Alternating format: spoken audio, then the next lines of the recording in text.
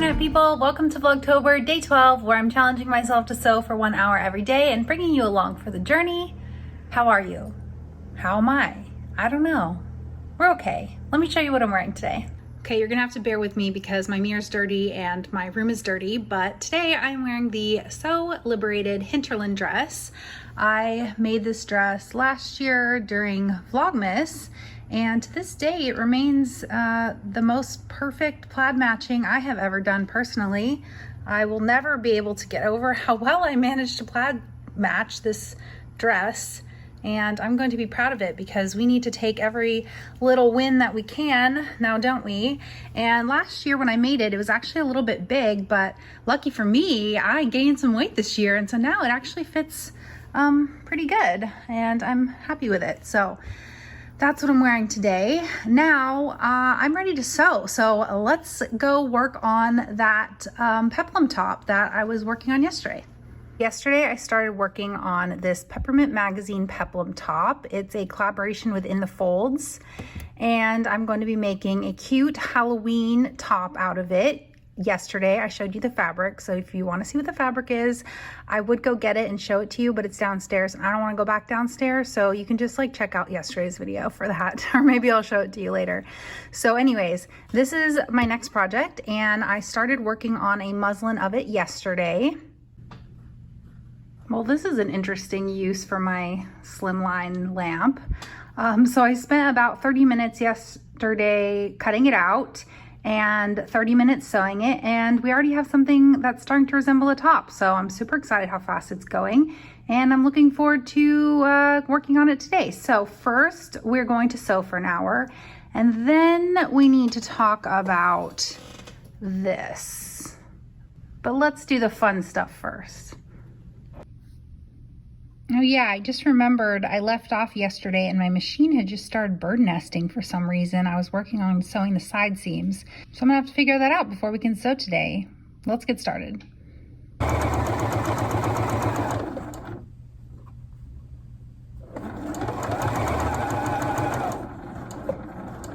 So I'm just pinning this armhole binding to the armhole now. I just cut out one of the armhole bindings. I figure that's enough to give us a good idea of what it's gonna look like in the armhole region. I'm kind of curious, what are you guys working on for fall? Or are you working on anything fall related? Are you sewing any Halloween costumes? Are you sewing for yourself in something fallish? Maybe you are not in the Northern Hemisphere and you're sewing for spring. Are you sewing for spring? I really love October and I really love fall, and I find my creativity just really gets going at this time of year. I don't know what it is. I mean, I love how Halloween really brings out like this really creative spirit in people, even people who aren't normally creative or who don't sew. People get creative around Halloween with costumes and crafts and things like that, and I just love it. I love how creative everyone gets around this time of year, and I personally love fall fabrics. I mean, I love the sun and I love warm weather, but when it comes to fall sewing, I love fall fabrics because I love all the different textures. There's knits, there's flannel, there's fuzzy things. Okay, I've got the binding pinned to the armhole, so let's see what we do next. We're on step number 7. Continue pinning. Okay, we did that. Step 8, stretch the binding in place. Stitch the binding in place with 3/8 of an inch seam allowance. Okay, so let's stitch the binding in place. My hour's up, and I managed to sew the side seams. I did a pretty quick and dirty armhole binding attachment situation. And I have the neckband binding pinned to the neckline. The neckline binding pinned to the neckline. And so far this this binding on the neckline is a little fiddly. And so I think I wanna Google later about it, if anyone's talked about it, because, well, I'm not gonna go through the whole thing, but it's just, I don't know, I can't see it coming out great. So anyways, we're gonna stop there and we're gonna turn our attention to the mess that I made during my Shop My Stash extravaganza. I need to put away all of this fabric back into the dresser because number one, it's messy, and number two, all of my Halloween decorations are behind it. Let me give you a better look. So I pulled out everything from the dresser and it's all in a pile here. And I really want to decorate for Halloween because it's already October 12th, and all of my Halloween all of my Halloween decorations are under this overhang. This goes like really far back, and so we use it for storage, and so all the Halloween decorations are like underneath here, way far back, and so I need to clean up all this fabric so I can actually slide under there and pull it all out. So that's what we're gonna do. And prior to the shop my stash situation, all the fabric was just in the bins with no rhyme or reason, and so I kind of want to organize it a little bit, but I don't want to spend forever.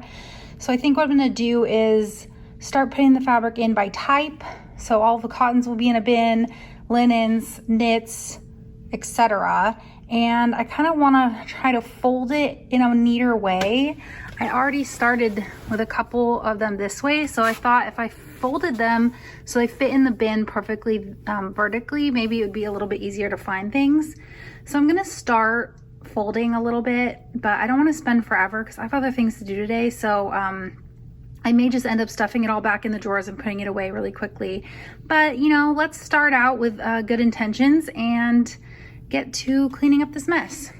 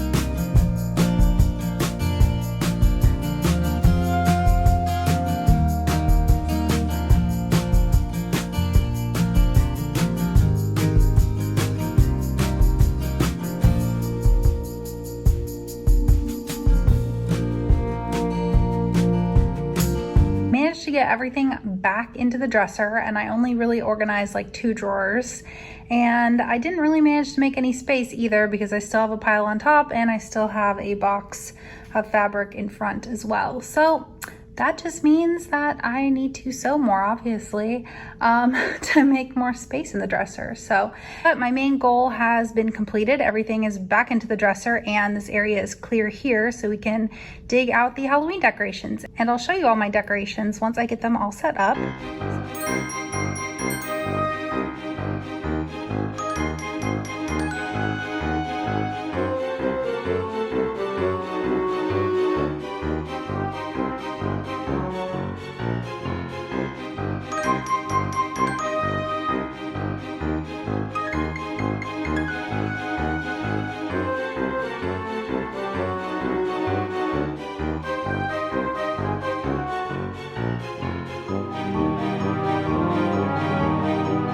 Okay, this house is getting ready for Halloween. I put out my decorations and it didn't take long because I don't put out too much. Our house is really small, so it can get very cluttery very fast.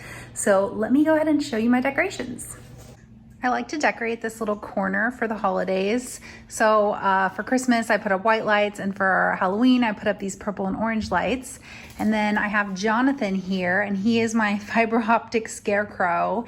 And funny story about him, my mom actually has the same scarecrow, and she's had it for so many years. I think she got it at like Kmart or Rite Aid so many years ago.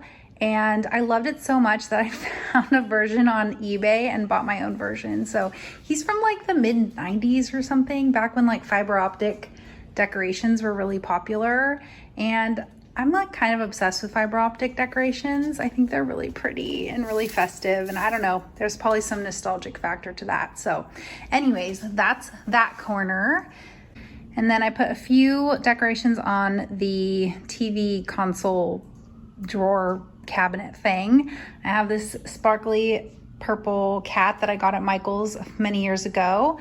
A little jack-o'-lantern. These candles are a 1940s reproduction from the Vermont Country Store, and I love how vintagey they are. And then I just put some rats and banana slugs on top of the TV, of course, as one does. And then over in the corner of the bar, I just put a pumpkin with some fake leaves and make it a little bit festive over here in this corner. So that's gonna do it for me and Jonathan today on this Vlogtober day 12. So I hope you enjoyed the sewing activities and the Halloween decorating activities. Thank you so much for watching, and I'll talk to you soon.